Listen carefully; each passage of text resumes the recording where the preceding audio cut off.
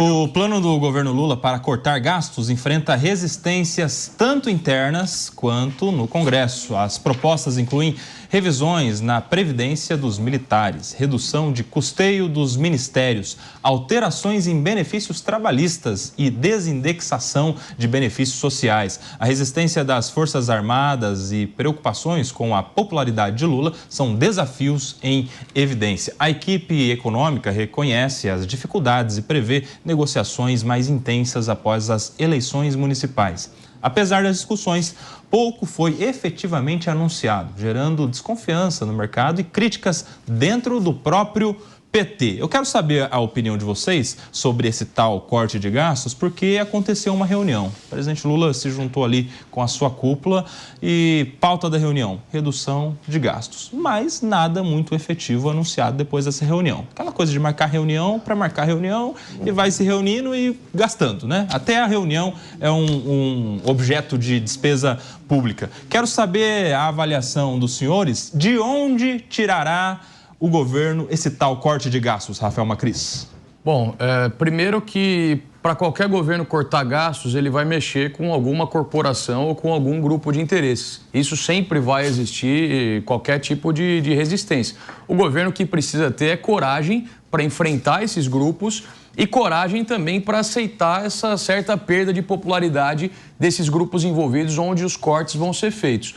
A pena é que a gente não vê tantos esforços sendo empreendidos por esse governo para justamente cortar os gastos, que é o que a gente está precisando nesse momento aqui no Brasil. Não adianta eu chegar aqui com o Pacheco espernear, gritar, reclamar do presidente do Banco Central, se por outro lado o seu governo não trabalha no corte de gastos.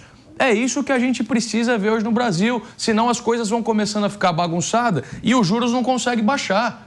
A inflação explode e assim por diante. Como eu disse no comentário anterior, o Haddad apostou todas as suas fichas no arcabouço fiscal. A partir do momento que foi colocado em discussão e em plano o arcabouço fiscal, o que o governo precisava? Aumentar a arrecadação, que o Haddad está sempre buscando aquele déficit zero. Ele começou mandando vários projetos de lei para a Câmara Federal e para o Congresso Nacional para aumentar impostos.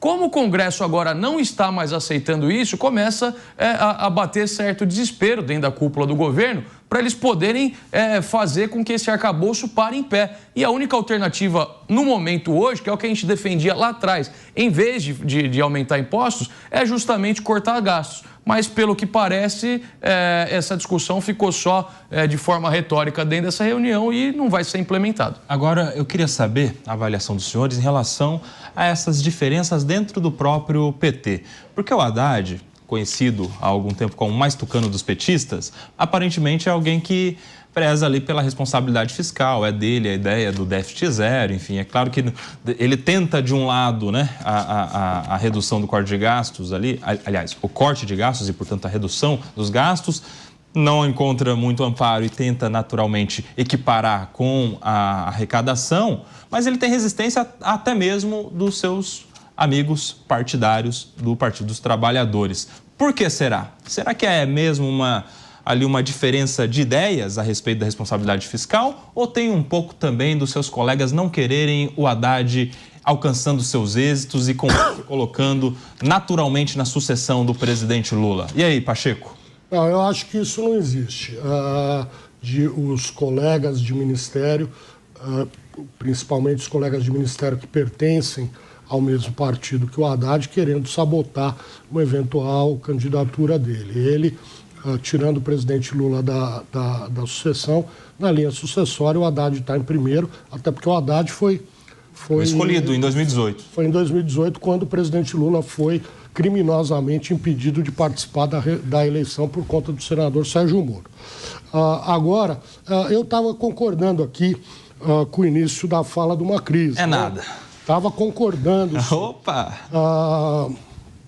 Aí depois já comecei a discordar. também tem essa. Foi com boa tarde que você concordou, né? Com boa tarde. Concordei. Não, mas concordei sim. O governo há de haver um equilíbrio, né? Foi-se o tempo que você chegava na Casa da Moeda e começava a fabricar dinheiro lá, né, criando inflação, e ninguém vai fazer isso, obviamente, né? Então, a conta tem que fechar. O governo, o presidente da República chamou seus ministros e pediu uma redução de gastos. Obviamente que o ministro não vai levantar ali a mão e falar: presidente, está certo, eu vou reduzir meus gastos aqui, ali e ali. Isso demanda um estudo dentro do Ministério, é uma coisa complexa. O governo é uma coisa enorme, complexa. O que a gente espera que cada um dos ministros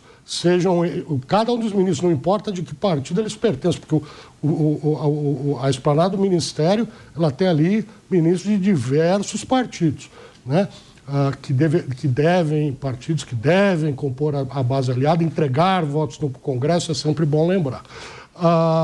Mas esses ministros precisam demandar nas suas pastas estudos que levem à redução de gastos efetivamente. Fala, Zaga, o que você estava... Não, Cobá, eu vou fazer uma reunião. Para quem não me conhece, eu sou palmeirense, tá, gente? Eu vou fazer uma reunião... Eu também. Aí, tem uma qualidade, seu Pacheco. Mas eu vou fazer uma reunião com o time do Palmeiras, com o Abel Ferreira, que é o técnico, pra gente fazer o Palmeiras ser campeão mundial. Só que eu não tenho nem nada para acrescentar para isso. É exatamente o que a gente está discutindo. Você pediu a missão impossível. Exatamente, vamos lá. É isso que está acontecendo. Você marcou uma reunião... É mais fácil o Palmeiras ser campeão mundial do que o governo reduzir gastos. Ó, fica aqui a piada já. É mais fácil o Palmeiras ser campeão mundial em 2025 do que o governo reduzir gastos. Nós estamos num governo que ele só visa a arrecadação. O Pacheco, eu discordo na questão do Haddad, porque o Haddad está na corda bamba. O Haddad, ele politicamente, ele é o sucessor do Lula, só que sabe qual é a vantagem quando a esquerda ganha a eleição? Que a gente sabe que na próxima eleição eles vão perder. Porque é muito ruim o governo. O Lula não ganhou o segundo mandato? Depois não ganhou o terceiro com a Dilma? Que história é essa que ganha e depois perde? Por causa da política, por causa da política ganhou fiscal. 3 vezes consecutivas. E colocou o Brasil no maior déficit da história, com a maior dívida pública da história. Você falou, não procede. O Brasil não tem a maior dívida da história? No governo Lula 2... A esquerda ganha para perder. O Lula ganhou em 2002.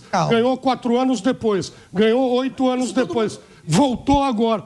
Não sei o que você está falando, não sei que país você mora. É óbvio que isso está contando um fato histórico. Eu estou dizendo que a única coisa boa quando a esquerda ganha é o fato de que eles vão tão mal que a gente sabe que a chance deles perderem, mesmo com a máquina, todo esse aparato, é grande. E é o que vai acontecer agora. O Haddad, ele está com um desgaste tão grande entre o governo federal, entre o Congresso. Ele tem desgaste na oposição, por ser oposição. Ele tem desgaste na própria base do governo. O Haddad, ele tem uma qualidade que é um certo compromisso fiscal e é por isso que ele está sendo criticado no governo. O Haddad não se sustenta. Eu afirmo aqui, o Haddad não vai chegar no final do governo Lula 1, Pacheco. Ô, louco. No final do governo Lula 3. Só um minutinho. São 14 horas e 31 minutos agora. Quem está na rádio vai para um rápido intervalo. Por aqui, a gente continua. Quero saber a avaliação do Diogo da Luz, mas antes preciso só fazer uma correção aqui, porque eu estou com a evolução da dívida PIB aqui. O Brasil, ele passou pela maior porcentagem de dívida em relação ao PIB no governo Bolsonaro durante a pandemia. Tem só esse detalhe aí, era 86% do PIB, hoje a gente está com 74% neste começo de governo Lula, mas só que crescendo. Quanto era o desemprego no governo Bolsonaro e quanto é hoje, Nelson Kobayashi? Mas é uma pergunta de imediato, assim eu não sei responder, Luiz Fernando Pacheco. Era muito maior que dificuldade. O desemprego no governo Bolsonaro, muito maior. Vamos lembrar também da pandemia no governo Bolsonaro, que exatamente quando tivemos a maior relação dívida-PIB. Vai lá, Diogo da Luz. A conta é simples, aritmética, é saldo bancário, é o que se tem de dinheiro no bolso. É conta de somar e subtrair, não precisa nem dividir e multiplicar. É assim que se cuida do dinheiro. É assim que você que está me ouvindo cuida do dinheiro. E você sabe muito bem que se você gastar mais do que você recebe, vai chegar no final do mês, você vai ficar com dívida ou vai ter que convencer o patrão a lhe pagar um salário maior, o que é quase impossível. O governo, como gasta mais do que deveria gastar, ele não precisa convencer o patrão dele, porque o patrão dele somos nós. Ele informa ao patrão dele que ele vai tirar mais dinheiro do patrão dele, que somos todos nós. É assim que ele faz. E, verdade seja dita, de fato, o último ano do governo Bolsonaro também estouraram as contas. Foi feita, inclusive, uma PEC emergencial em dezembro para acertar as contas de 2022 do governo Bolsonaro, que gastou muito mais do que devia, inclusive na campanha, distribuindo dinheiro que não era previsível, não estava dentro do orçamento e tiveram que fazer a correção, mas naquela mesma PEC também já estabeleceram que o estouro do primeiro ano do governo Lula seria de coisa de 140 bilhões de reais. Ou seja, decidiram que iam gastar mais e nós temos que pagar a conta.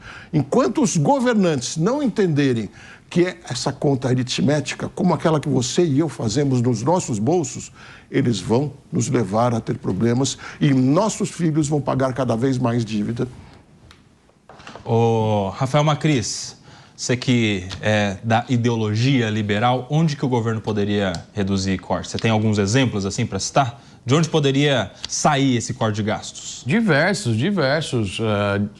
Se eu parar para fazer uma lista aqui, Koba, a gente vai acabar o programa e não vai ter finalizado os exemplos onde pode se reduzir gastos. Primeiro, a gente sabe que a elite do funcionalismo público hoje lá em Brasília ganha uma fortuna. Uma fortuna, é totalmente descabível os valores recebidos pela elite dos funcionários públicos a nível federal do que o restante do país. Isso daí o Pacheco vai concordar comigo também, com relação aos funcionários públicos municipais, estaduais e assim por diante.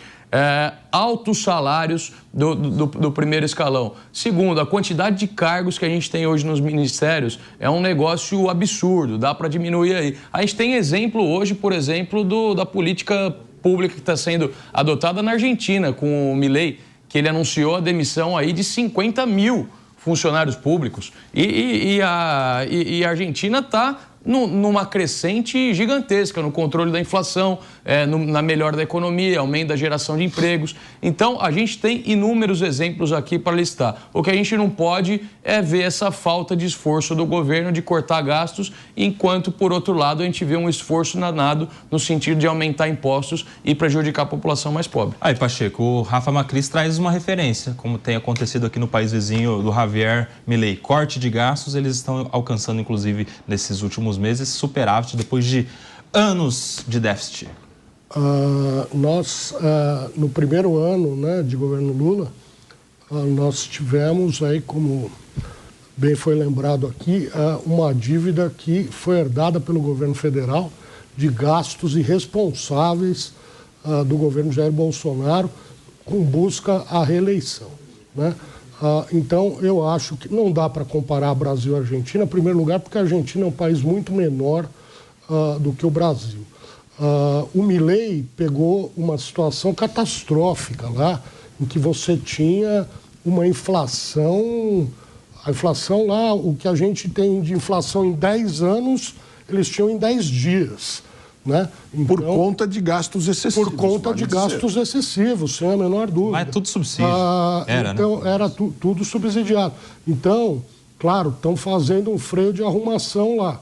É um começo, né? Vamos ver onde vai parar. Eu, de fato, concordo. Existe um inchaço de máquina pública? Existe um inchaço em salários? Existe. Isso tem que ser corrigido? Tem, não há a menor sombra de dúvida. Mas eu acho que o buraco é muito mais embaixo.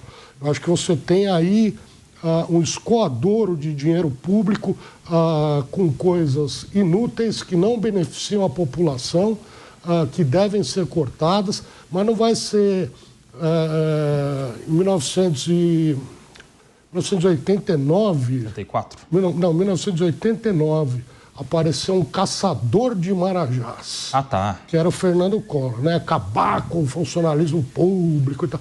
Isso aí levou a tudo que nós já sabemos, né? Então, claro, não estou aqui defendendo os tais marajás, nem esses super salários aí. O executivo, na verdade, é onde, historicamente, os funcionários ganham menos, né? Os funcionários do executivo ganham muito menos que os funcionários do Congresso Nacional. Sim. E do Poder Judiciário. Então, acho que tem que haver também uma mexida em tudo isso.